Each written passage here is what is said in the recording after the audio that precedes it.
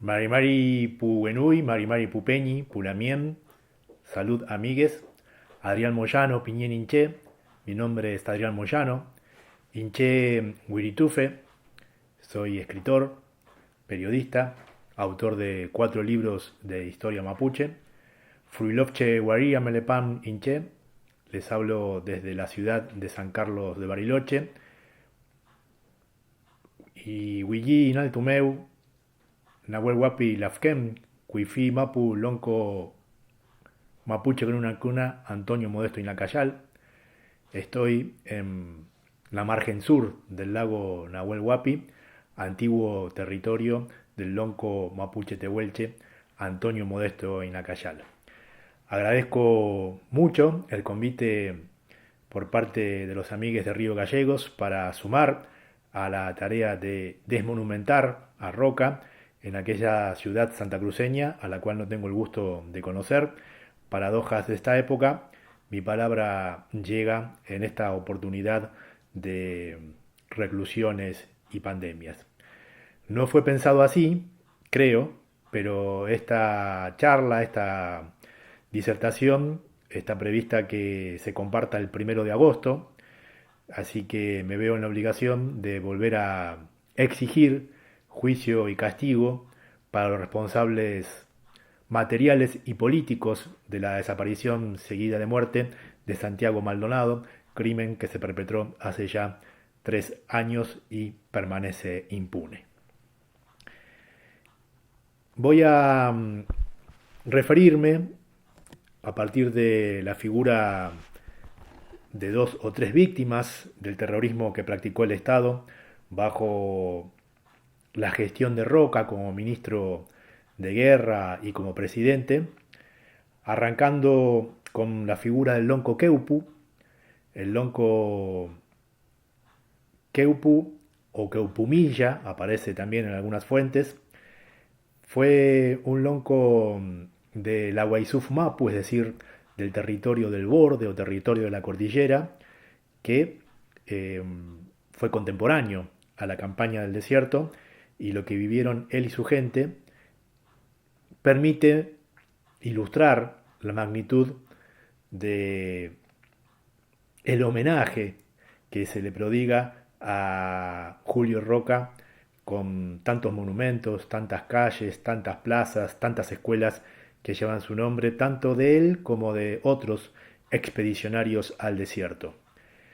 El Lonco Queupu aparece por primera vez en fuentes del Estado argentino hacia 1872, cuando junto con su hermano Yancamil y otro lonco, Huenupi, se inician tratativas para llegar a un tratado con las autoridades argentinas de Carmen de Patagones. Por entonces, 1872, ejercía la presidencia de la Nación Domingo Sarmiento, y en esa época justamente es que comienza a acelerarse el cambio de conceptos de los tratados que había firmado la Confederación Argentina, la República Argentina, desde los mismísimos primeros momentos de su vida independiente, desde 1810 hasta 3 años antes, 2 años antes de que comenzara la campaña al desierto.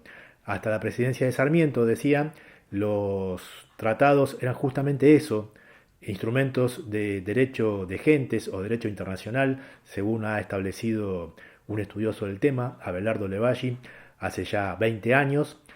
Pero a partir de la presidencia del sanjuanino se agudiza el carácter de convenios casi internos, ¿no?, que siguen firmando las autoridades delegadas por parte de Buenos Aires con los distintos lonco, mapuche y tehuelche.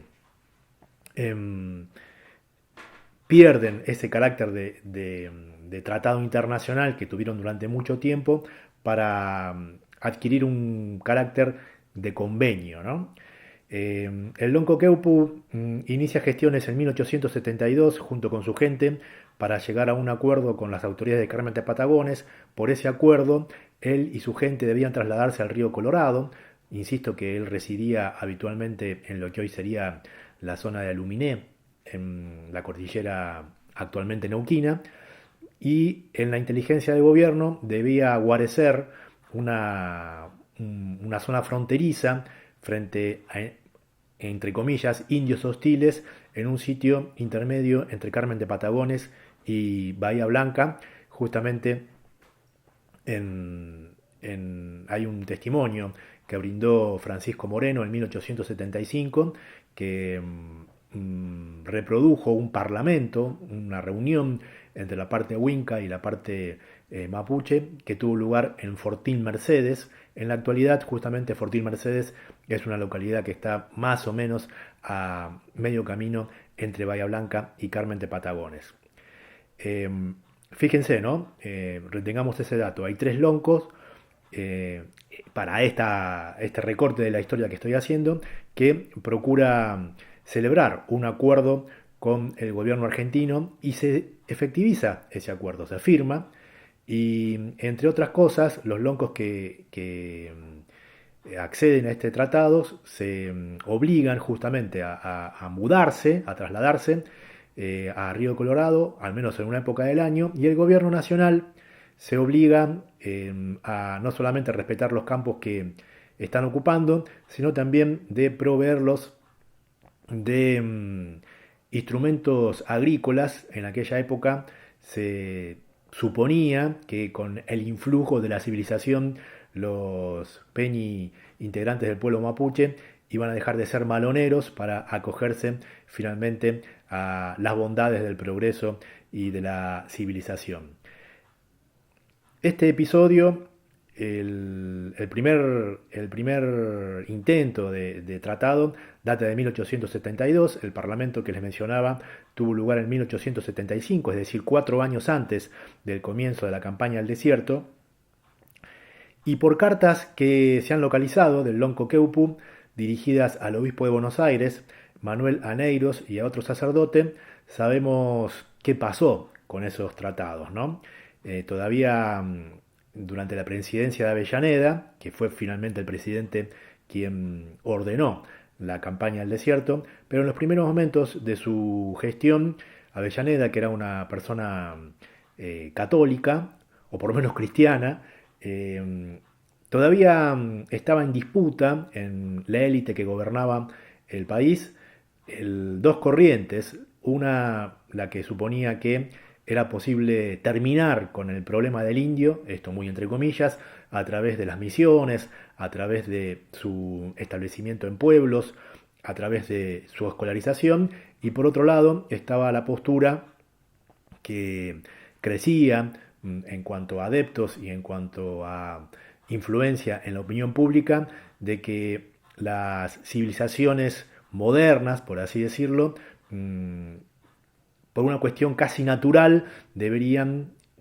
exterminar a las rémoras de la barbarie, a los obstáculos para el progreso, a las así llamadas razas inferiores, según una versión del darwinismo social.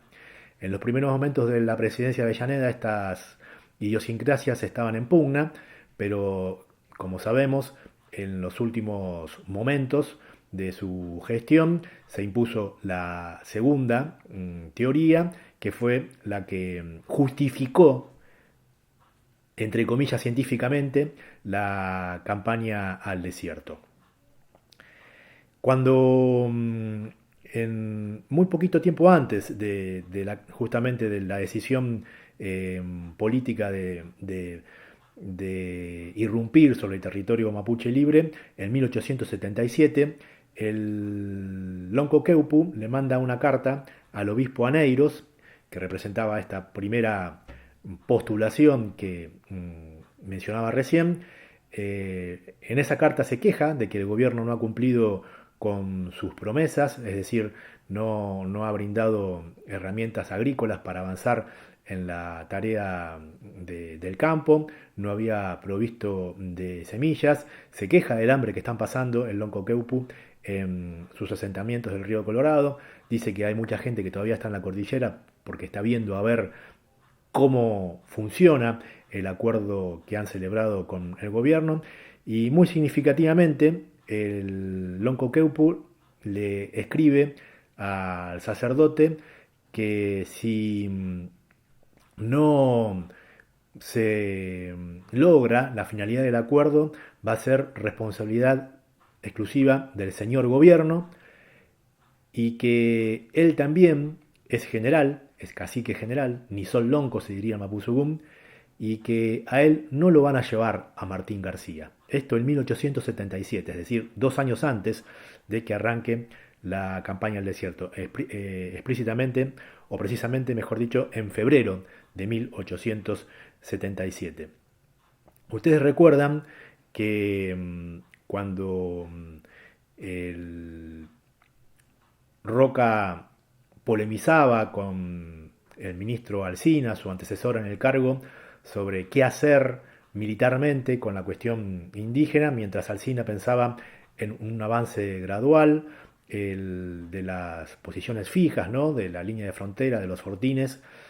Roca hablaba de una campaña más agresiva y decía que necesitaba un año para prepararla y otro año para llevarlo a cabo. El año para prepararlo fue justamente 1878, es decir, un año antes de esta carta que les mencionaba recién del Lonco Queupo, que decía: a mí no me van a llevar a Martín García como ya han llevado a tantos otros. ¿Qué estaba pasando por aquel entonces? ¿Por qué había gente mapuche y ranquilche que era conducida a Martín García?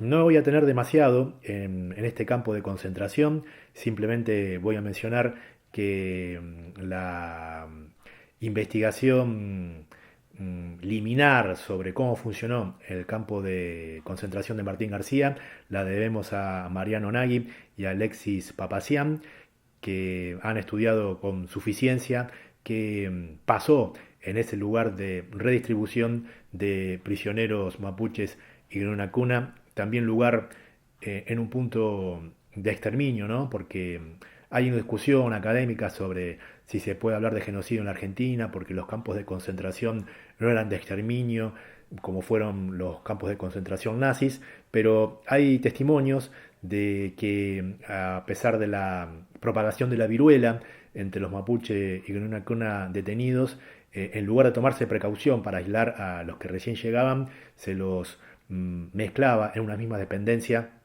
lo que eso genera el contagio automático, ¿no? Supongo que quien me precedió en este ciclo de conversaciones, Marcelo Balco, se refirió al tema, así que no voy a abundar al respecto. Lo que sí quisiera puntualizar, que en ese momento, en la segunda mitad de la década del 70, se estaba produciendo a escala global, diríamos en la actualidad, un boom de ciertas agroindustrias. En particular, en lo que respecta a la Argentina, de la industria azucarera. Hay estudios justamente eh, que han consignado en este libro que les recomiendo fervientemente, En el país de no me acuerdo, es un libro de varios autores, ahí también están los trabajos de Mariano y Alexis, pero en este caso Diana Lenton y Jorge Sosa han establecido cómo hay una relación directa entre la intensificación de la lucha en la frontera, sobre todo en lo que hoy sería provincia de Buenos Aires y sur de Córdoba y provincia de La Pampa, en coincidencia con este boom de la agroindustria, en particular de los ingenios azucareros en el norte del país, en particular justamente en Tucumán, y cómo el Estado, luego de lograr la captura de gente mapuche y con una cuna, en este momento de la historia, sobre todo gente mapuche y ranquilche, derrotada, todo el andamiaje del Estado se puso a disposición para trasladar esos prisioneros a un lugar muy distante, ¿no? De su territorio original, como sería Tucumán, para distribuirlo entre los grandes propietarios de los ingenios azucareros que estaban viviendo su boom, estaban viviendo su época dorada. Y todos sabemos de qué provincia provienen los Roca. Los Roca provienen de Tucumán y en particular el hermano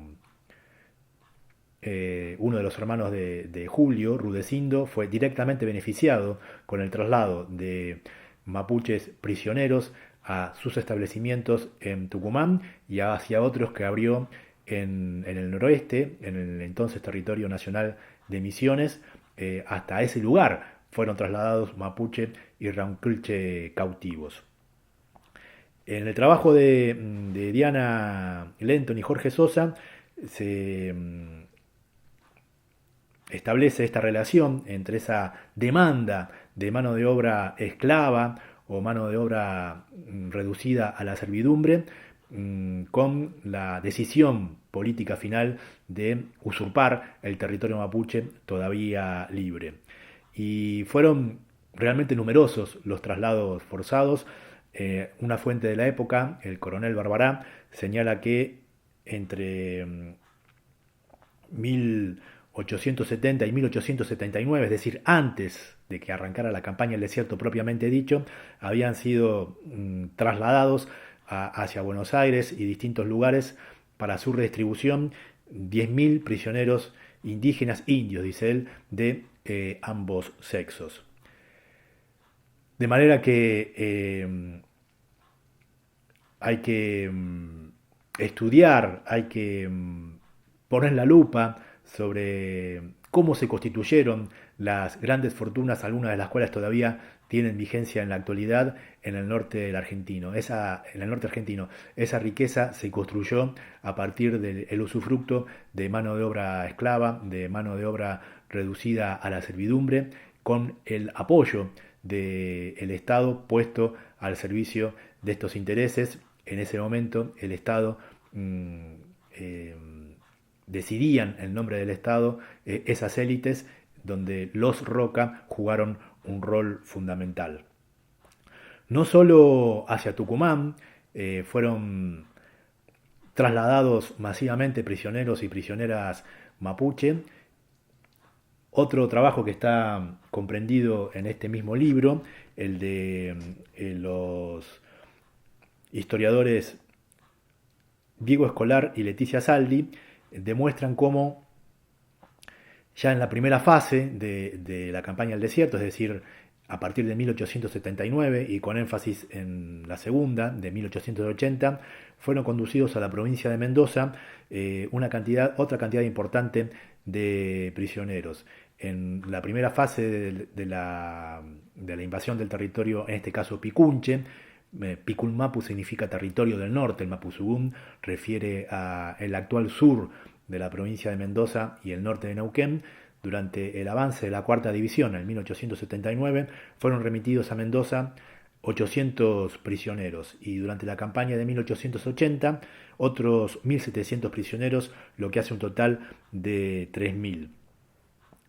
¿Qué pasó con esos prisioneros? Está documentado en la prensa de la época, ¿no? El diario El Constitucional de Mendoza informa sobre la llegada de distintas remesas, así es la terminología que utiliza, de indios de lanza, de indios de chusma, dice su terminología, y describe cómo esa gente cautiva, que en ocasiones había marchado a pie, ¿no? Desde su lugar de cautiverio hasta su lugar de confinamiento. El primer lugar de confinamiento fue el fuerte Cuarta División, que actualmente es la ciudad de Chosmalal, para luego ser conducidos a Mendoza. Eran solicitados, o sea, había un mecanismo de solicitud, por parte de los sectores acomodados de Mendoza para la distribución de las mujeres y los hombres que no eran incorporados a las Fuerzas Armadas y sobre todo de los niños y las niñas. Está documentado por la prensa de la época y en el trabajo que les mencionaba de Escolar y Saldi se describe como uno de los principales beneficiarios de estas nuevas prácticas esclavistas en la Argentina fue el por entonces teniente coronel Rufino Ortega, que era el hombre de confianza de Roca, justamente en Mendoza, había sido el jefe de la frontera sur de la provincia antes de la campaña del desierto, había sido subordinado de Napoleón Uriburu en la campaña de 1879 y luego quedaron a su cargo las operaciones desde 1880 en adelante. Obviamente Ortega fue después gobernador de Mendoza y está probado, está estudiado cómo buena parte de la población mapuche cautiva que fue conducida a Mendoza fue distribuida entre sus estancias. Tenemos un caso directo de un caso muy ilustrativo de cómo un oficial encumbrado que participa en las acciones bélicas de 1879 y 1885 se enriquece personalmente con la mano de obra que los destacamentos bajo su mando lograba entre los prisioneros mapuche y tehuelche. Eh,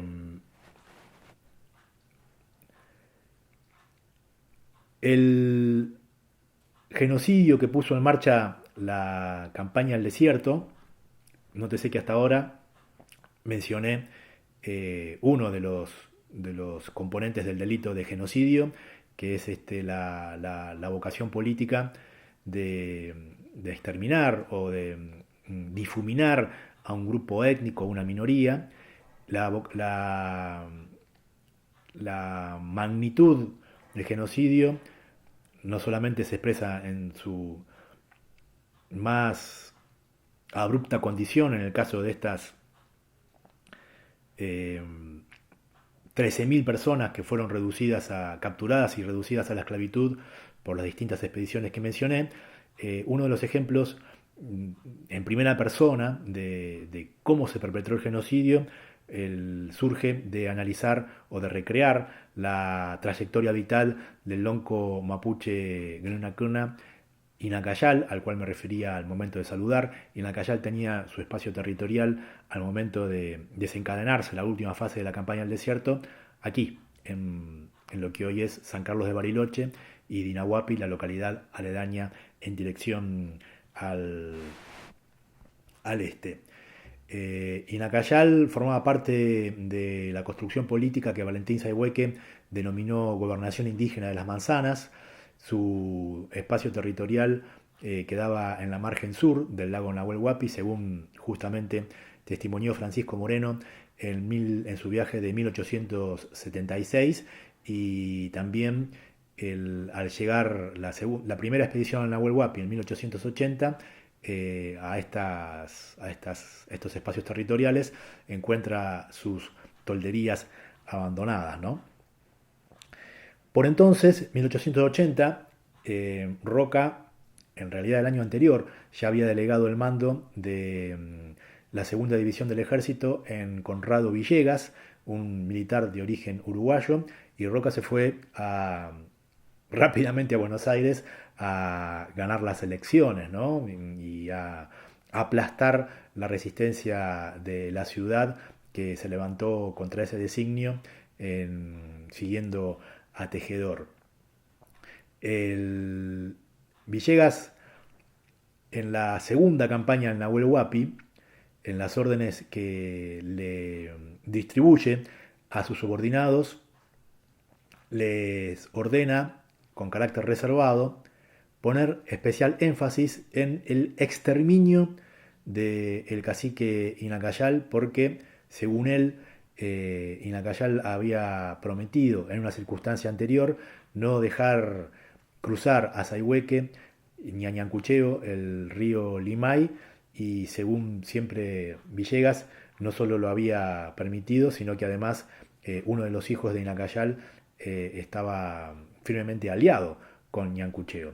Es poco verosímil este planteo de Villegas, porque Sayhueque e Inacayal eran primos y formaban parte de su misma construcción política, y bueno, la historia querrá que, a pesar de haberse esmerado en mantener en los últimos 25 años de su vida libre relaciones amistosas con los Winca, serán los Lonco que los últimos en capitular frente al Estado argentino y su brazo armado en lo que hoy llamamos Patagonia, ¿verdad? El Inacayal fue capturado junto con Foyel en la primavera de 1884 y Sayhueque se presentó en el actual fuerte, o mejor dicho, en el fuerte que dio origen a la actual ciudad de Junín de los Andes el 1 de enero de 1855.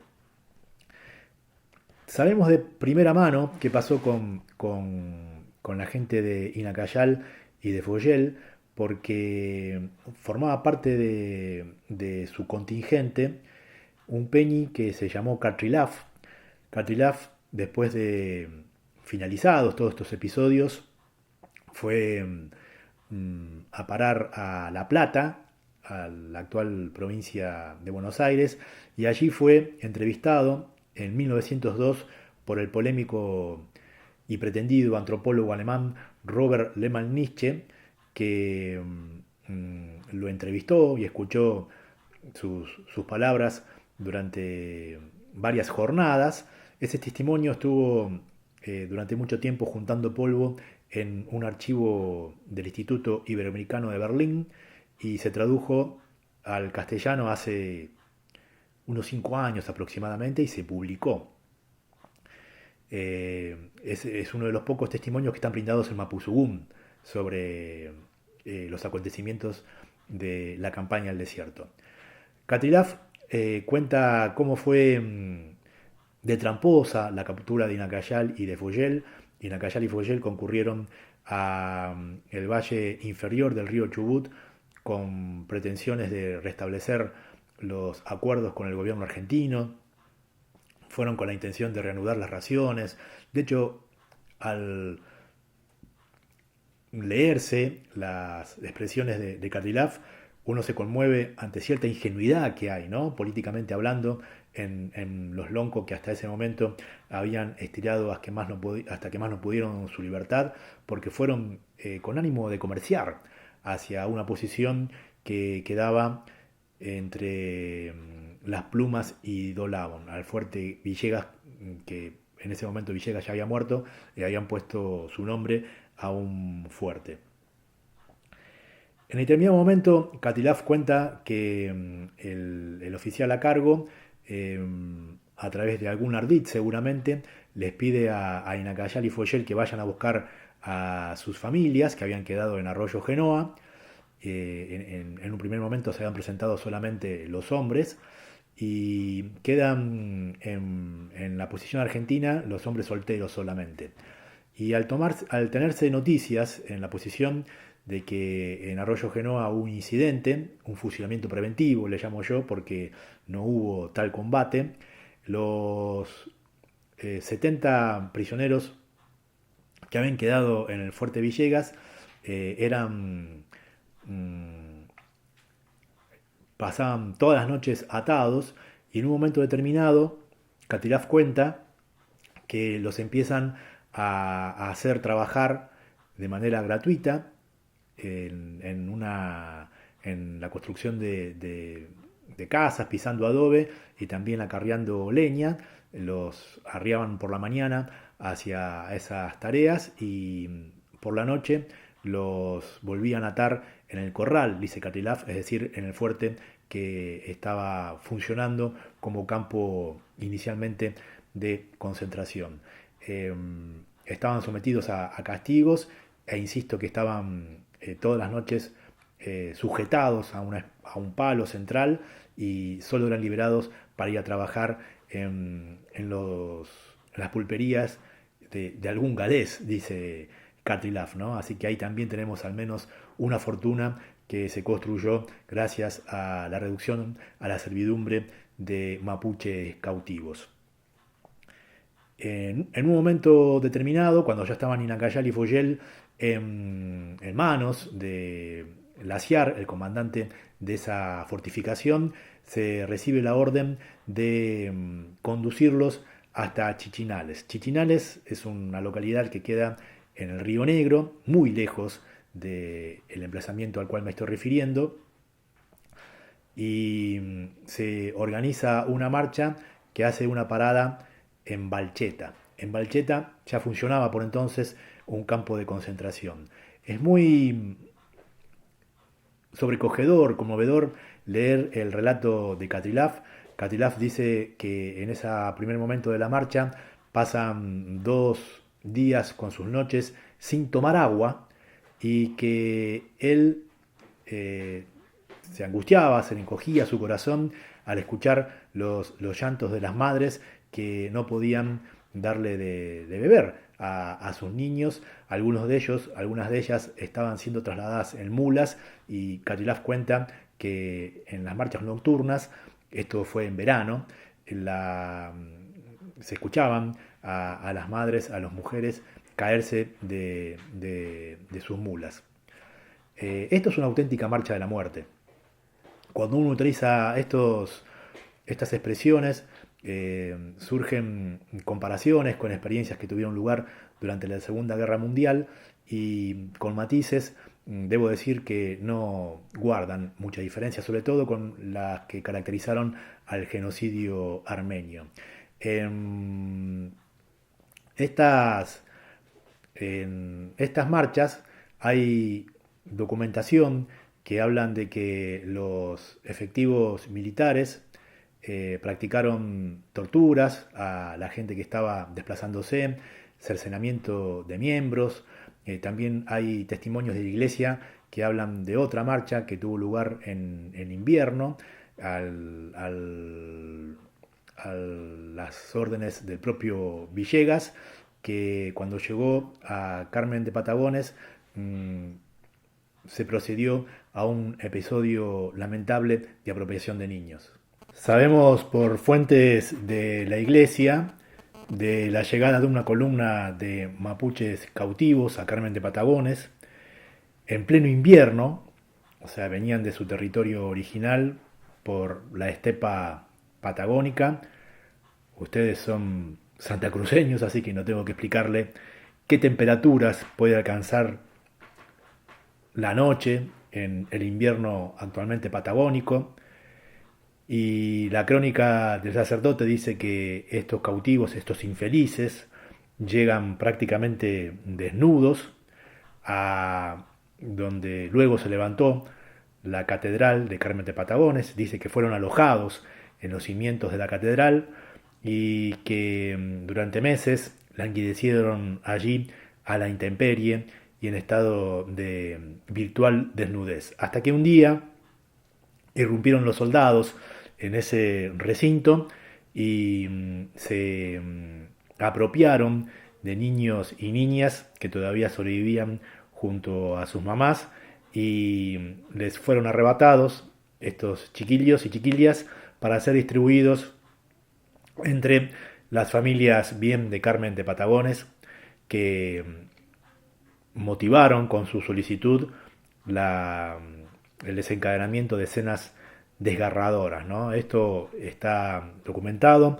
por el sacerdote Ricardi en una de sus publicaciones que fue también reencontrada no hace mucho por la investigadora María Andrea Nicoletti. Se puede leer en la revista Corpus y también yo lo cito en mi libro sobre Inacayal.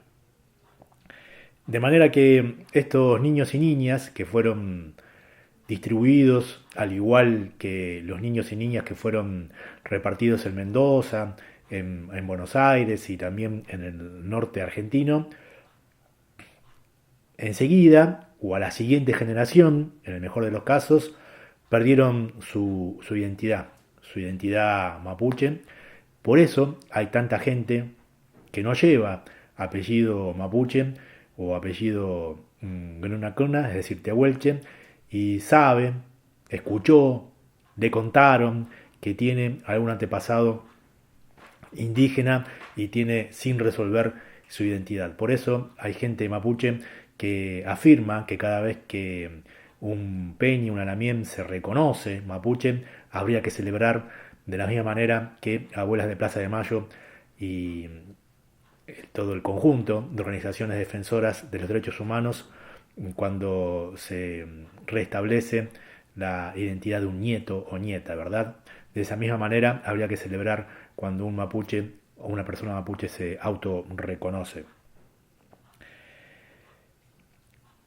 Tenemos entonces, para pasar en limpio, una serie de componentes de la campaña al desierto. En primera instancia, la voluntad política de exterminar concretamente al pueblo mapuche, aunque los proyectos de ley, los discursos del ministro de Guerra o del presidente Roca hablan de indios, de salvajes, de rémoras de la civilización, de obstáculos para el progreso, de corsarios terrestres. En esos términos se dirigían Roca y sus intelectuales al pueblo mapuche que todavía mantenía su libertad en 1879 en las actuales provincias de La Pampa, de Buenos Aires, de Río Negro, de Neuquén y parte de Chubut. Una vocación política de exterminio. Después tenemos la reclusión de sobrevivientes en campos de concentración, Chichinales, Balcheta. 5 campos de concentración funcionaron en la provincia de Mendoza. Martín García, el más conocido, el más tenebroso, y otros centros de alojamiento temporario. Tenemos la práctica de torturas, también por fuentes de la Iglesia están documentadas muertes casi por diversión de algunos oficiales, cercenamiento de nombres, mutilaciones. Tenemos fusilamientos en gente que ya estaba militarmente vencida. Hay partes militares, que hablan de cómo los soldados se entretenían al hacer blanco con mapuches fugitivos sobre el río Malleo, sobre el río Limay. Varias fuentes testimonian esas cuestiones.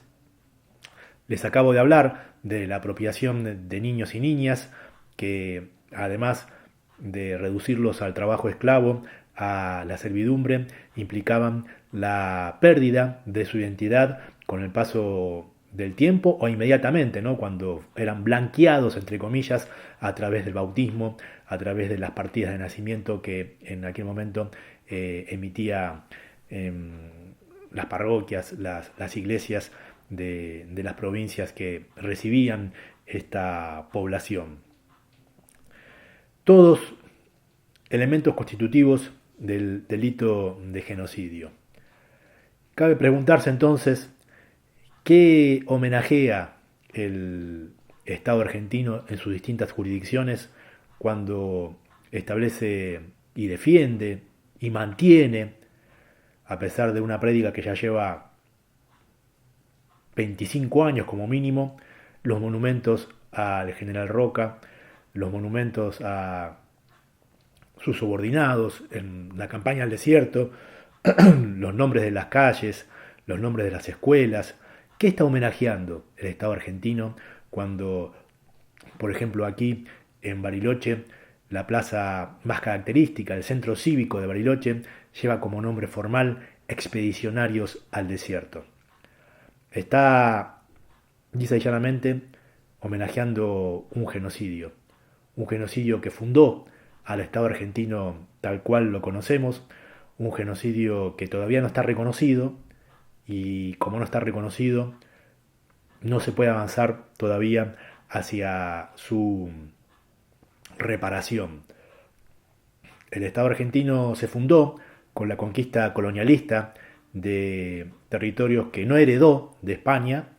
Está claramente documentado que la línea de frontera en mayo de 1810 pasaba a 180 kilómetros de Buenos Aires, por el sur de Santa Fe, por el sur de Córdoba, por el centro de San Luis y por el centro de Mendoza. Hasta ese momento está claramente documentado que el pueblo mapuche de este lado de la cordillera, en esos espacios territoriales, y del otro lado de la cordillera, al sur del Biobío, mantenía su independencia y su libertad en manos de España.